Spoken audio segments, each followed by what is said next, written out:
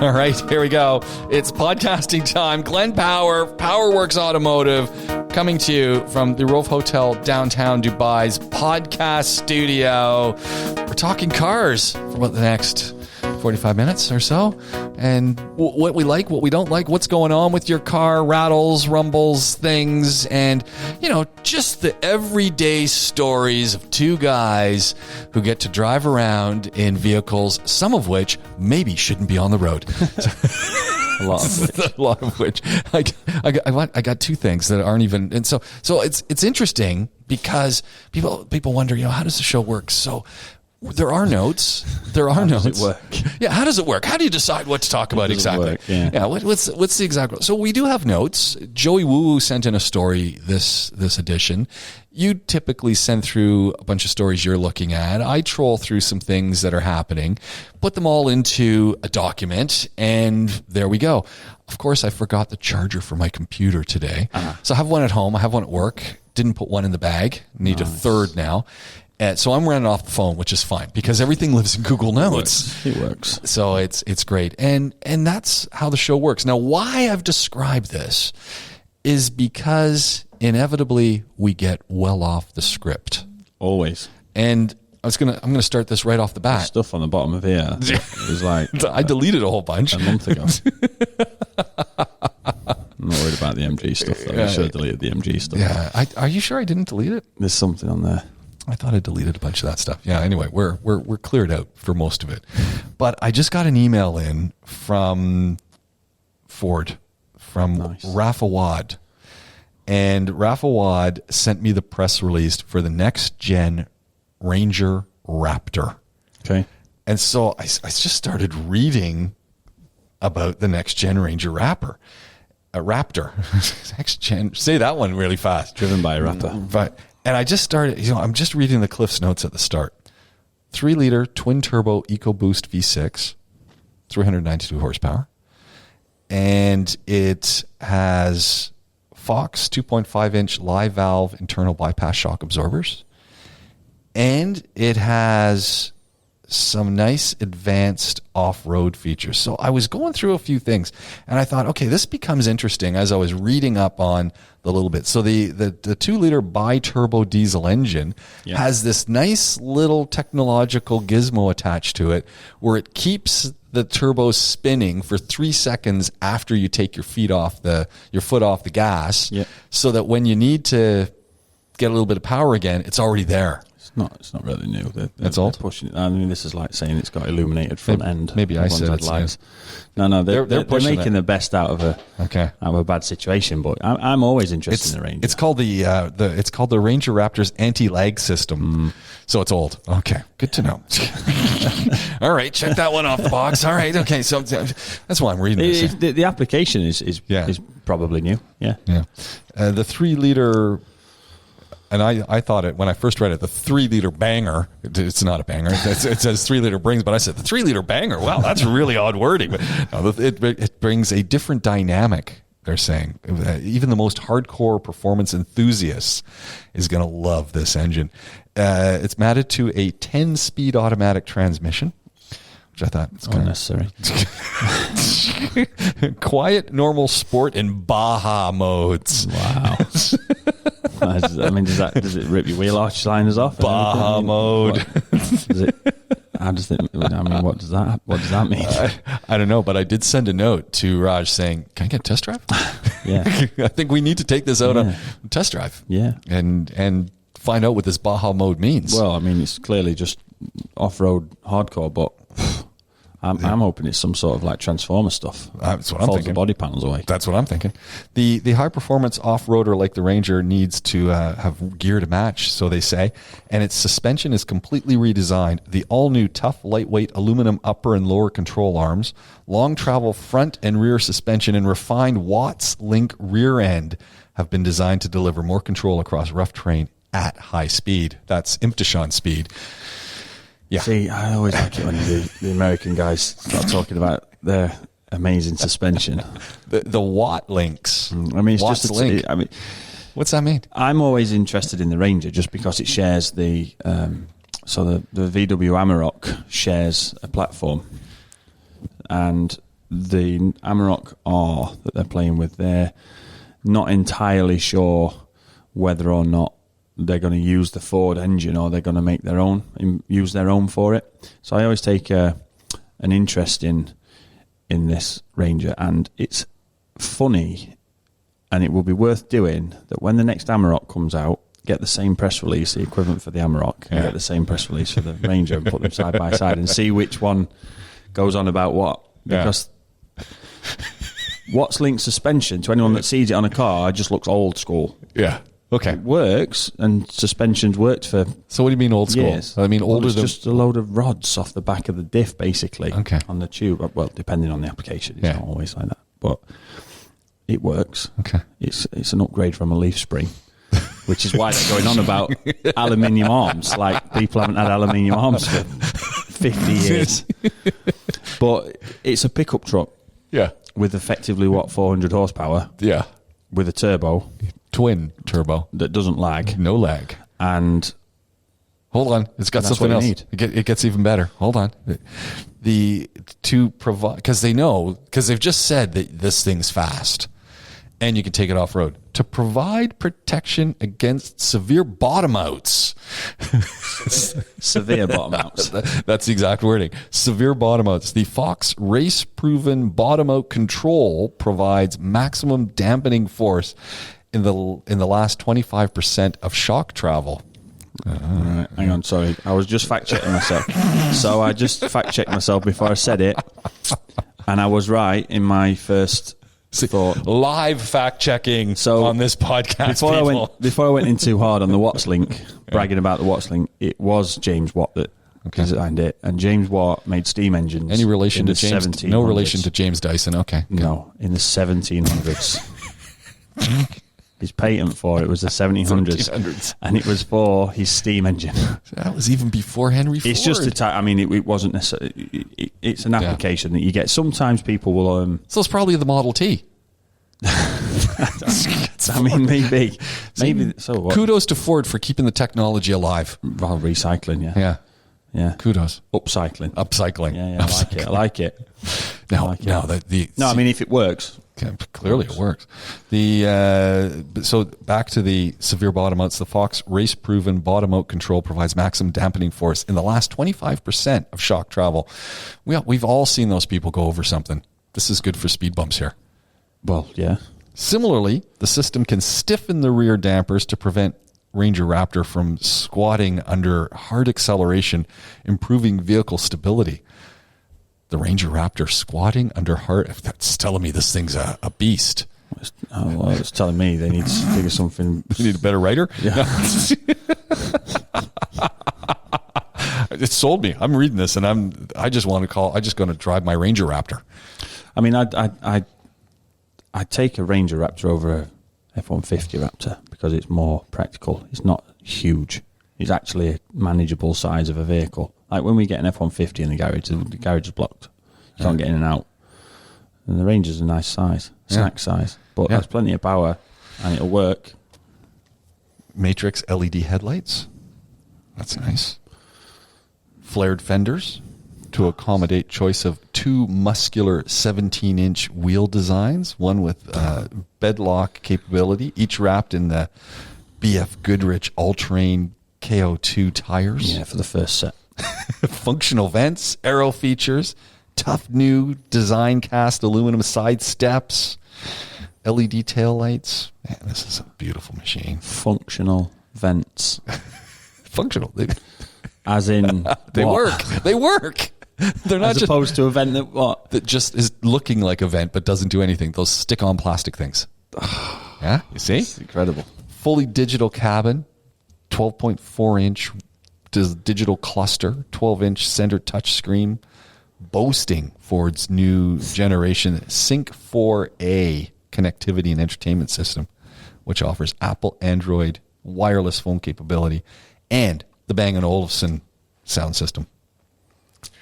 I'm in. Folks over at Ford, we're in. I mean, sounds awesome. It will sell here, especially. They'll sell out of those. In fact, they've probably sold. They've probably sold already. Out of them. Yeah. You know, I mean, it's going to sell. They've always been again, for me, the better of the pickups, the F-150 and the Ranger, there's no choice for me. It's the Ranger every time. Yeah. And I liked the diesel one. I took one out to Banias. Yeah. They had loaned me one when it first came out. Took it out to Banias. Great ride. Yeah, I liked the diesel one. And you need to fill up with fuel too, so it was nice. Hey, one of our customers is does events. Okay. Obviously, he's been struggling the last couple of years, but they had 3 on their fleet. He had his personal one, which was an automatic, and then the fleet ones were manual because they took them out in the sand a lot. I'd love to have a manual. And they were great. Yeah. Really good. Yeah, always liked them. Well, there we go. So, Jenna did call me out. She says, "You promise a lot, James." It's like, thank you very much, Jenna. This is Dr. Jenna, the Dr. Jenna podcast. You promise a lot. Yeah. But I think we just need to get out there, and I got to call the folks up over it. Got to call Sonny up over at El Tire and just say, "Come on, put us back on the list." Yeah. And let's start with this one. Yeah, I mean, we're honest. We'll always be honest. That's the thing. We're honest. And the beauty is there's things about a vehicle that you like that I don't like. There's things I like that you don't like. Yeah. So you get a good, honest perspective. Well, I think that partly because of where I'm from, partly because of how I was brought up, and partly because I'm fed up of cars all day, every day, and I only see the bad ones. Yeah. I have a very skewed view. Sure. And I'm quite cynical, shall we say, of anything. But there's always something to be found positive about any car. And I think sometimes somebody's negative opinion of a vehicle is actually a positive for the actual sales of it. Yeah. Because, it just goes to show that opinions matter as long as they're balanced, and that's like primary school. Yeah. Here's an interesting opinion. I was taking the dog out for a run. Now, keep in mind, I've got a golden lab retriever, 55 kgs, and so the run, I'm on the scooter. Yeah. I now wear gloves because the leash was digging. I couldn't figure out why my finger had this really bad cracking rash on it. I thought, man, what's going on? Then I realized that's where the leash is digging into my hand. You need to get one that goes on the waist belt. If he decides to go all speed sideways, and I got that on my waist, it'll be. Yeah. I mean, I'm just thinking about the YouTube views. If you can get a GoPro, can you imagine me being dragged? Stop! The Indian dog walkers who are around, and I just say this because the guy doesn't speak much, and he's beside me, and he saw me the other day when I had to hop off the scooter because I do take him on. I'm on the scooter, he's running, and he said, "That dog's salty." Says he's very salty. Nice. Okay, there you go. Yeah, you got it. you named it. So here I am on the scooter 2 days ago, and I'm scooting up the street. He's running at full speed ahead like Cujo. He's just giving her. And I had to hop off the scooter because there was a cat under a car. So as we're going full speed ahead, we're instantly going full speed left. So you also wear shoes, and a helmet because you just never know, right? Elbow pads, knee pads. Almost. Yeah. So I jump off, and at that exact moment, as he's trying to get a look at the cat under the car, I'm looking at this Mitsubishi Attrage parked that I'm almost going to hit head first, and I look over. You would have survived. I would have survived. But I'm looking at the Attrage close up, and I'm looking over just over the way. So, about 50 feet away, close enough that you can get a nice perspective of this Mercedes-Benz C253 or 254 coupe.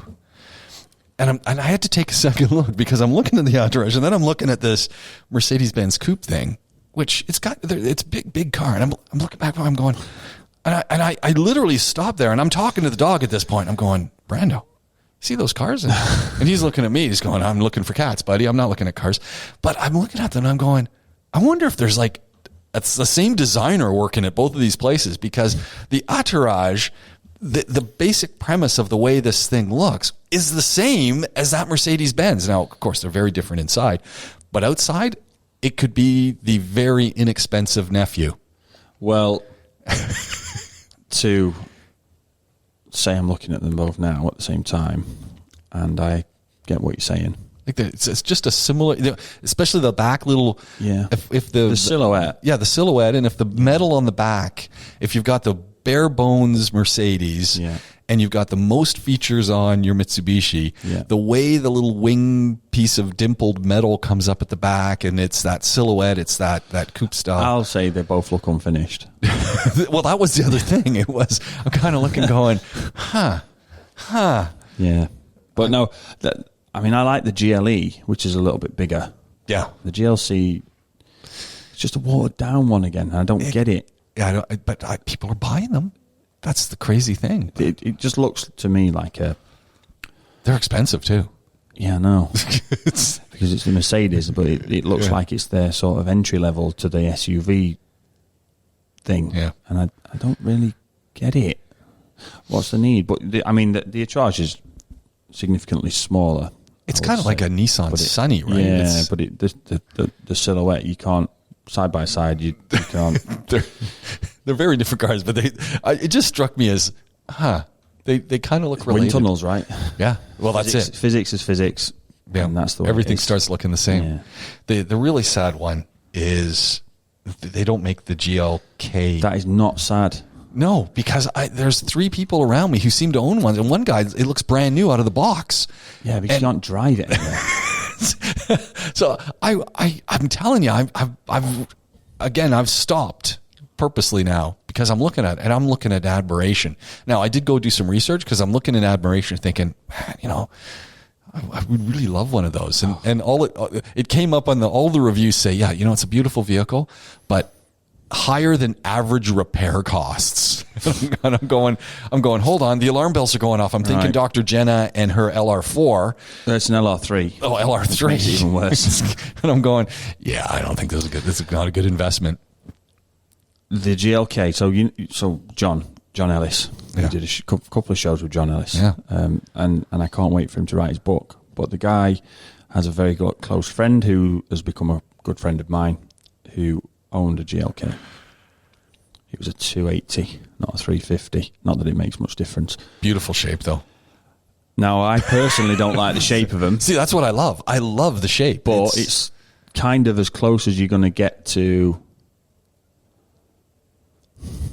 What would you call it? It's very boxy. Yeah. And Mercedes, apart from the G-Wagon, don't do that. No. Everything's smooth on the Mercedes, round, muscular. It's not... But the GLK is very boxy. Now... I own Powerworks Garage. This is probably bad business, but I know the owners and I know a lot of the guys over at Silver Arrows, which is a independent Mercedes specialist. Yep. Great guys, good facility. And they've helped me out with a couple of online things that needed Mercedes online connections for immobilizer programming for new keys and things like that in the past. Got a good working relationship. They get something non-Mercedes, it comes to us. We get something that needs their assistance, it goes to them. Now, I've taken this GLK to them before, and they've basically said we won't look at it. Hold on.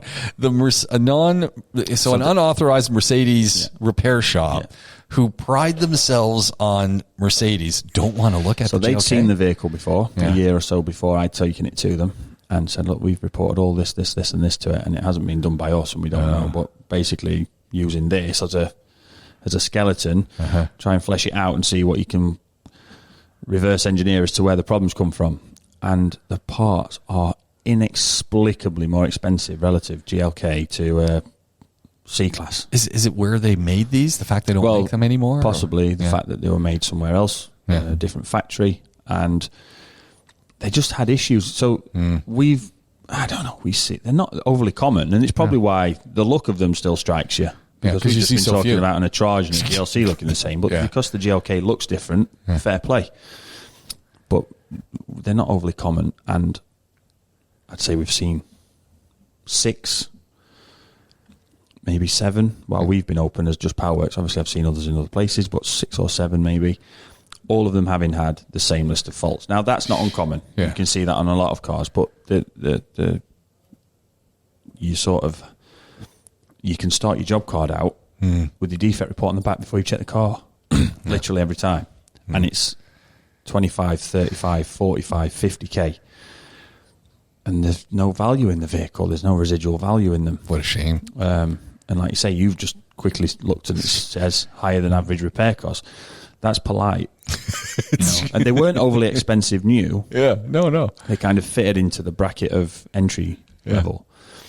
But other than the fact that they look quite unique, which is like, say, hats off, fair play, and I respect what you're doing. But, it as a vehicle, they had issues which, as a mechanic, I've seen them. And the only, which you touched on there, is you can only think, well, it's not very Mercedes, or not what you'd associate with Mercedes. Is it a matter of production issue? Is it where they're being produced and the parts that are being used in the ML from the early 2000s? I think they were produced in. Were they produced in North America? I think they were produced in North America. They were, and they had huge quality issues, massive quality that Mercedes really struggled to overcome. And now you can see, because Audi overtook Mercedes. Yeah. Audi overtook Mercedes, especially in the European market, after the disaster of the ML. So Audi got in there now as the premium brand. Audi, BMW, Mercedes always fighting it out. Audi really managed to push in. Obviously, there's economies of scale because VW Group were able to produce cars quicker and cheaper. But because of the Mercedes price difference, everyone just went on the Audi. And look where Audi's got to now. Right. I think it was like 2008 before Audi had made 1 million cars.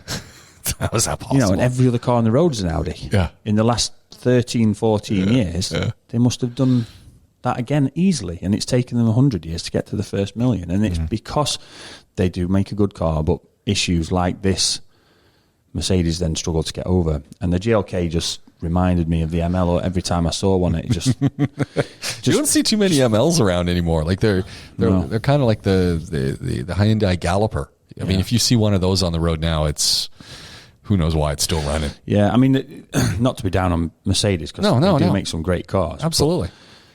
These are just issues that you can put into Google, and you can read articles on them everywhere. There's lots of people. And look, they don't make those cars. Didn't work so well. They don't make them anymore. No, exactly. They've moved on. And like I say, I do like the GLE Mercedes. That's a great looking car. And they all, when they get the AMG treatment and they get the exhausts and stuff, they do sound really, really good. Yeah. And fantastic bits of kit. And every single time an S-Class comes out, that's your next 10 years of engineering and technology in a car. So the next S-Class that comes out, there's no way my dad or my granddad would be able to comprehend how to even start the car. Yeah. That's just how it is, right? The S-Class in the 90s that came out that had AC that would clean itself, and it had perfume in the AC that would slowly just seep into the airflow every now and again to keep the inside of the cabin fresh, and it had sat-nav, and it had wireless phone kit on it, and these things that you've not even thought of. Yeah. Most people didn't even have mobile phones. They've already got sat. And then, it's like, wow. So you cannot take away from what Mercedes do. They spend fortunes on their R&D, and that's why their cars are so sought after. And that's why what I love about them is when they get a lemon, and they, it's worked through, they just kick them off the line. Yeah, and they say, it's done. You know what? Yeah. Sorry about that. We're moving on. And they might have been out. They could have at some point officially on a company level come out and said, this car's been suffering with this issue because of this issue, and we're not doing that anymore. Yeah. Lesson learned. But, whatever it is, I mean, most Mercedes you see on the road now, there's not many that you wouldn't sort of take a second glance at. Yeah. They are very, very good-looking cars. Yeah. Wrangler update, someone around the corner from me, a brand new, or I mean, not so new, but it looked like it was fresh out of the box. Just stock Sahara. Stock Wrangler. Yeah. It's more than just your That's what I said. It won't be for long. They'll be getting it over to your place or somewhere else to get it jacked up or something. I was saying most of that part's not available.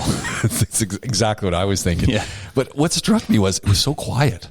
It's like, I really had to listen hard. I was thinking, is that electric or is that just, it was just so quiet. Yeah. I drive two of these things, and they, each of them, one's got over 300,000 kilometers. The other one's got just tucking into 200, just over 200,000. They're not quiet like that. No.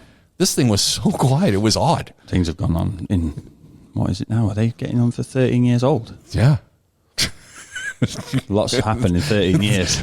But just generally when they're running, they're not that. This thing was like on ghost mode or something. Yeah. It was weird. Yeah, I mean, again, one of the things I like about the Wrangler is they've stayed true to how it should look. Yeah. You know, yeah. There's not many cars you can say have done that. You look at the original Land Cruiser from Toyota. Oh, you know what? I saw a new one yesterday. It doesn't look like anything like the new one. But I saw a new one yesterday, and I was sitting there looking at it, and I was going to snap a picture, but I thought, no, it's probably not a good idea. I was looking at it going, they've changed the body design a little bit, the back end, and, I was just giving it the once over, and I was going, I don't know if I like it. It's very square now. It is, and don't get me wrong, I love square vehicles. Yeah. I'm the square vehicle guy. We've just been talking about a Mercedes. It's square. But I was looking at the Cruiser, and I'm going, Yeah. I'm thinking the Patrol looks nicer now. I think the current Patrol is better than the Land Cruiser. But then the current Patrol looks like the Infiniti. Yeah. But I wondered, did the Land Cruiser get smaller? Because obviously it's got the same amount of seats inside, but it just looks smaller. That's strange. I don't know. I don't know. But it's just very square. I'm sure it isn't, because there's not many cars that get smaller. But it's very square. Yeah, but with the Wrangler, I've got a gripe that involves a Wrangler, and it's not the Wrangler's fault. Yeah. So we've got a Wrangler that comes in. The customer spent fortunes on this car, not with us. Yeah. He found us after having had a problem, but he did modifications with a reputable place here that, again, they weren't the people that caused the issue. Right. So he's lifted it 2 inches on suspension, not body. He's done all the stuff that's, he's got electric fold-out steps. Oh, man. Because it's so high now, so you open the door, they fold out. You need a ladder. Yeah. It's like, they've done a nice job of it, and it's really, really whatever, if you like that. I love looking at all those things. Mine has, as you know, none of that stuff, but I love looking at this them. Thing, you can hear it coming, like a plane taking off because of the tyres, right, on the road. It's just horrible, right? But whatever. And to be fair, he uses it in the desert. Perfect. So fair play, right? Yeah. So it's a bit of a knock after I've been out in the desert. Fair enough, let's have a look now. He's got these front dampers on it, which obviously are long and lifted and long travel. So the bush on the bottom where the bolt goes in has fallen out. And it's fallen out and gone somewhere. Yeah. Obviously, it's just disappeared. Yeah.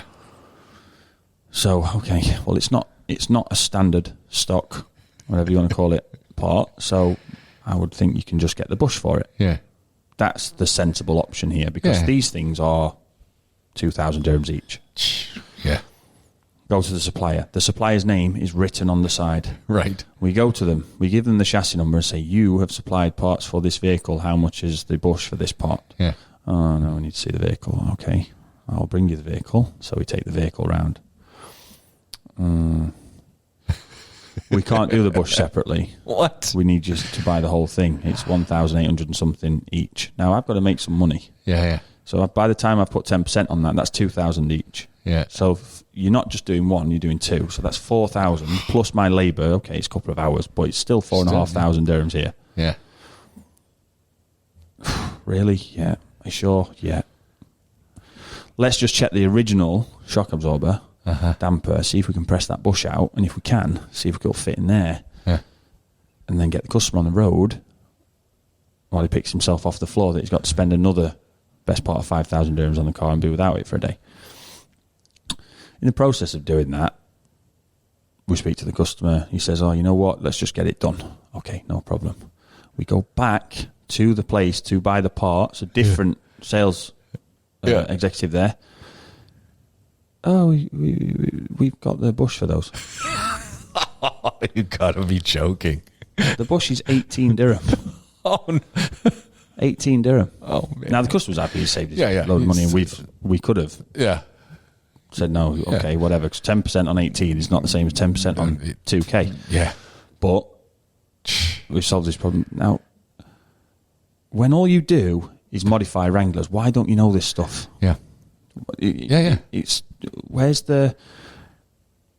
But there's just no accountability to it. No, it doesn't make sense. You know, the guy's about to fork out unnecessary amount of money for then parts that are perfectly good are going to get thrown away, and literally thrown away. Yeah. They've got oil and gas inside them. You can't really do anything with them. You know, crazy. They're just in landfill somewhere.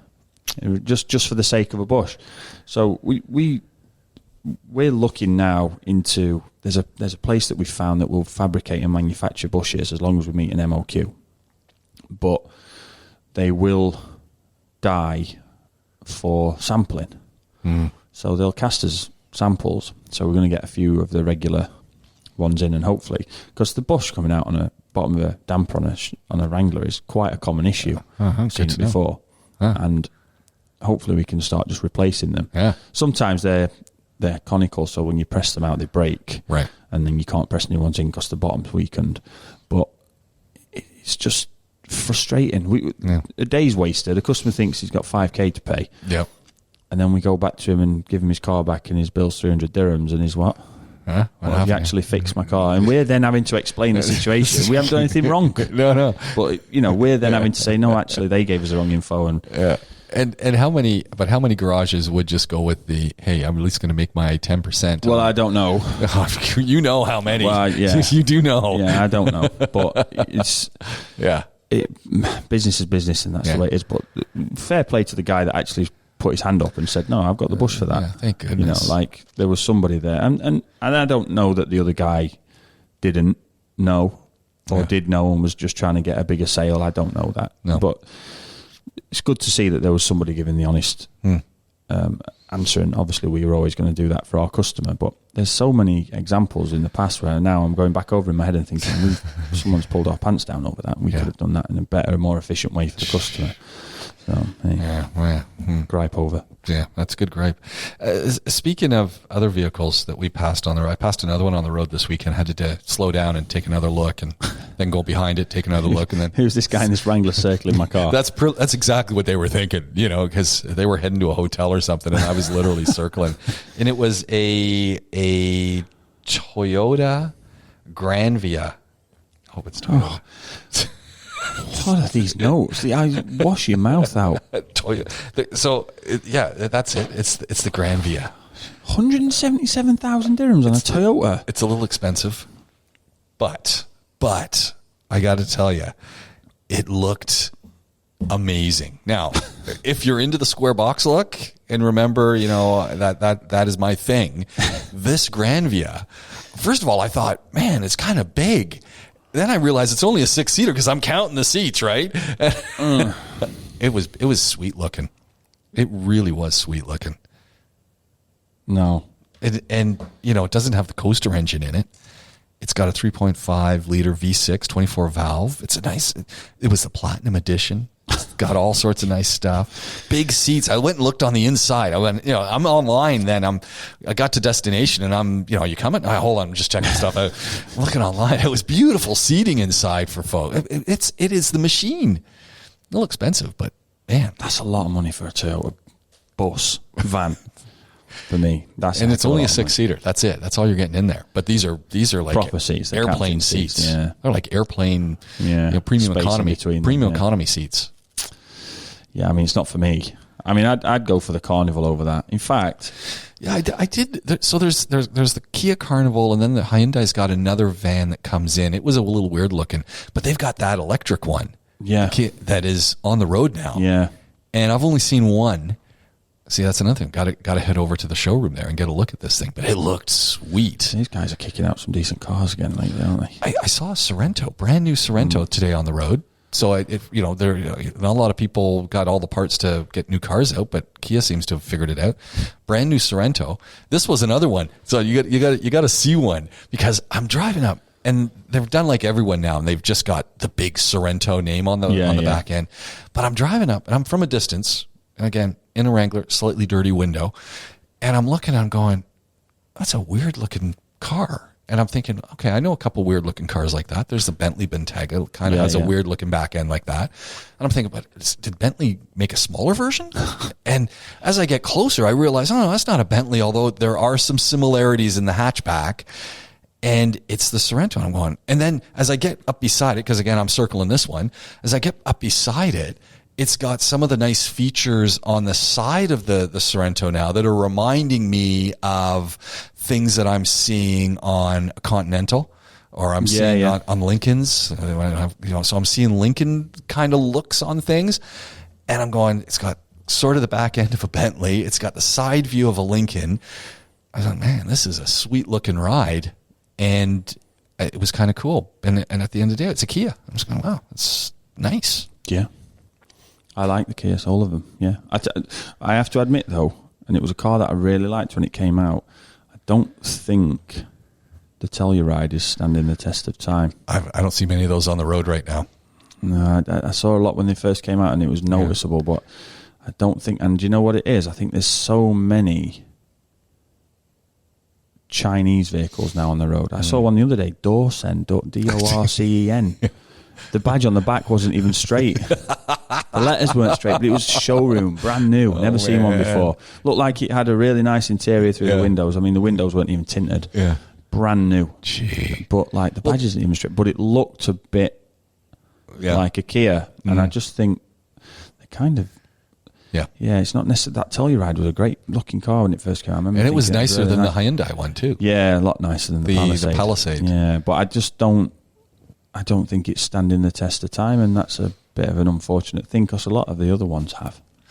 But that one just doesn't seem to have, and I don't know what that is. But yeah, most of the new... Whenever Kia and Hyundai have brought a new car out for the last 10 years, I thought it's been pretty good. Yeah, and you mustn't see too many of those in the shop that are new because they have some ridiculous... 5-year... 5 or 7. 5 or 7 years. And to be honest, and this is just hands up, most of the time, Juma Al-Majid, who's the agent for them in Dubai, they adhere to international warranty regulation. So if you buy the car without the warranty and service package they will honour warranty repairs if you service it outside as long as you use their parts original and there's a receipt to prove that. Nice. Which is international. Yeah. It's not necessarily practiced by others, but Juma Al-Majid it is, and I've got countless experiences of that. Well, the other thing with Juma Al-Majid, servicing, it's affordable. I mean, unless it's changed, because I've owned Hyundai products. Yeah. And their servicing was always, take it outside or, spend maybe 100 dirhams more, but you're getting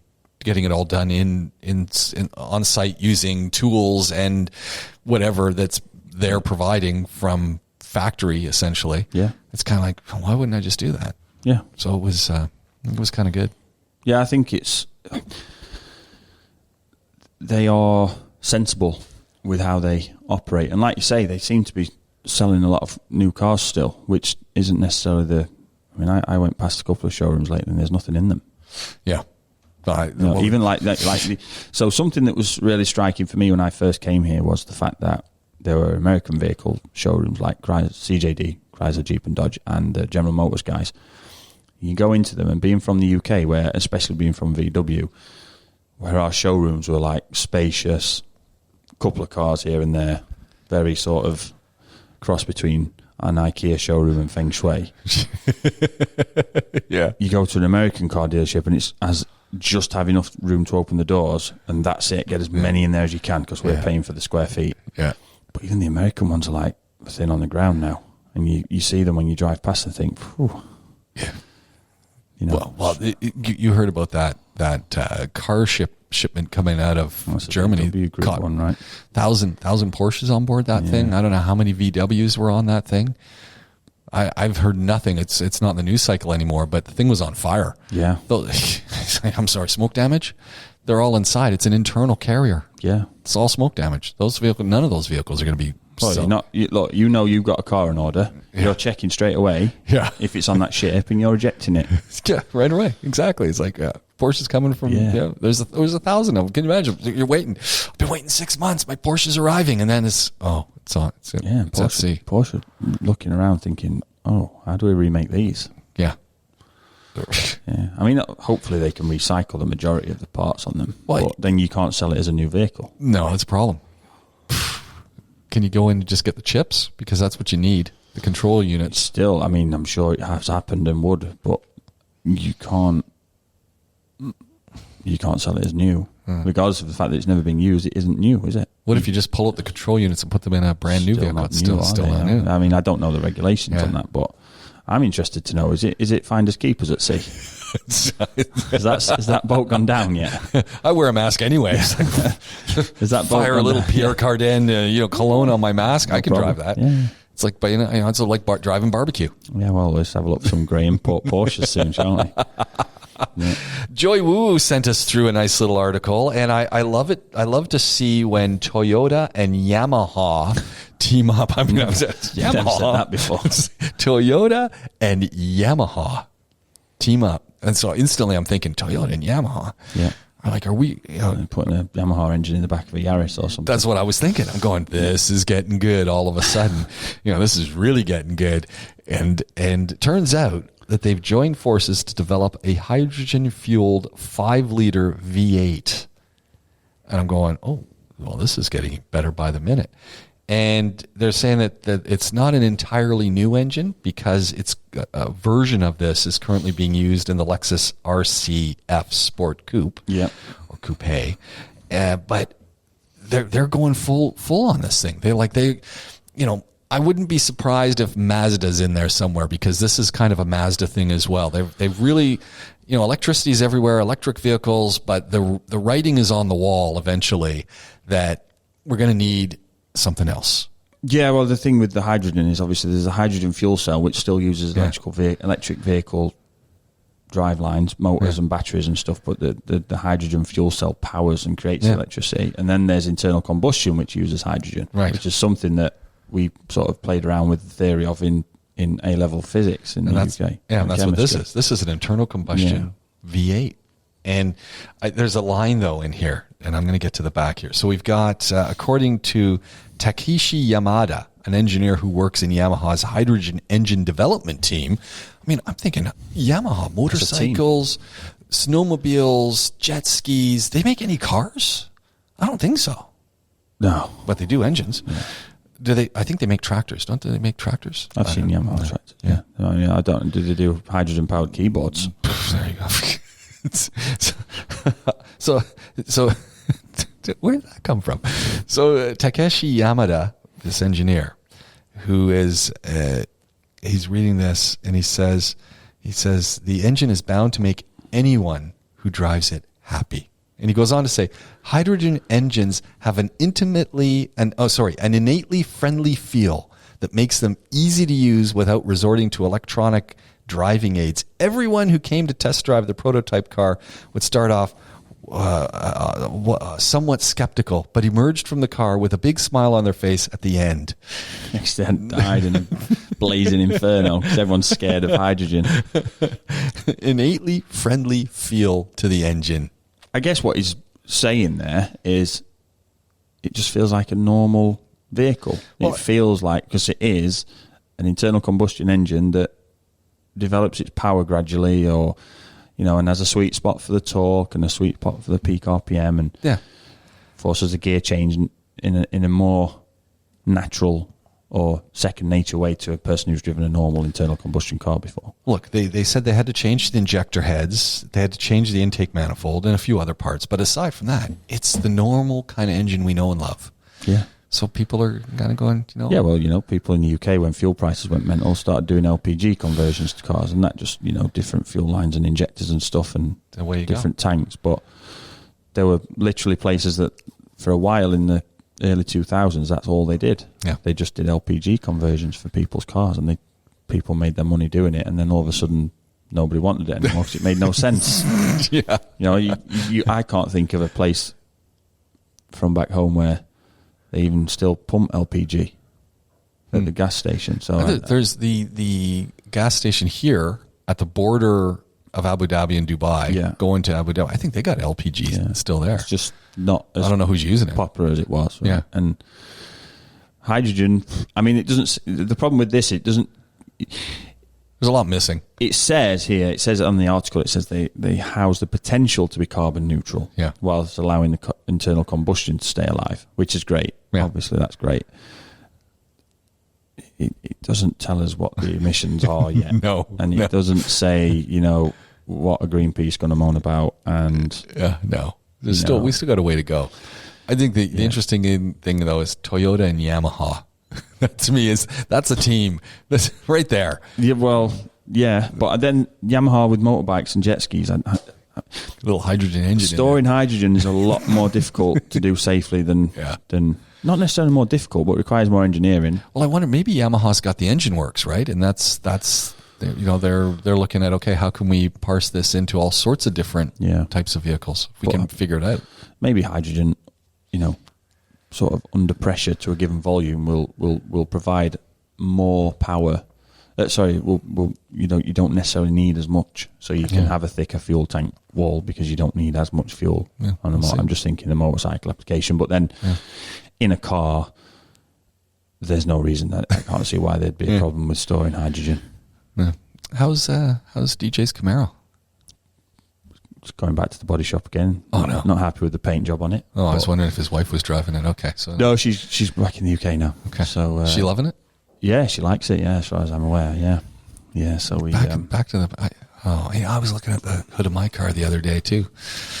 Oh, no. It hasn't been to your paint shop, but this is 3 years ago. I had the issue with the clear coat. Yeah, that's right, for the sun damage. Yeah, but I noticed some cracks on it. Starting to go again. Yeah, I was thinking, oh man, really? Anyway, so I had to take it back for fix up the paint job. Yeah, there's just a few areas where they'd unnecessarily messed around some things that they could have taken off, and then they'd not prepped properly and stuff like that. But and DJ still loves VWs, right? Yeah, but we got this car from a customer. So this guy... tell us the story here. So this guy that we know actually got rid of it and bought an RS5. It's like 2010 Camaro. It was a 10, yeah. So the guy bought an RS5. It was in rough shape, kind of. Oh, yeah. Like he'd driven it well. In fairness to him, he bought it cheap, knowing it was a problem. Okay. He bought it off a couple of young guys that messed around with it. Had really driven it. And did some mods. He's repaired the transmission on it. We've repaired all sorts on this car. A load of the common issues. So you knew the issues that were coming with this. Oh, yeah. And DJ got it from him. He's a friend, DJ got it from him at a good price. He spent more than he paid for the vehicle on it, fixing it up. Yeah. But now he's still under the market value of what they sell for at the moment because of the mental used car market. Yeah. So he's still in at that point. He's got a muscle car. Exactly, and he's never going to own a 6.2 Camaro SS in the UK. Never. If they're even, and if he could get it back to the UK, it's worth twice what it's worth here because they're so rare. Yeah. But he's just going to enjoy it while he can. And I've stayed on brand. My S6 is ready now, so that's ready. We can drive that around again. Although it overheated after it had a coolant leak the other day. But that's normal. It's just been sat for 2 years, hasn't it? Never getting finished. Yeah, okay. So I'm still representing the VW group while DJ goes off on his little American tour of curiosity.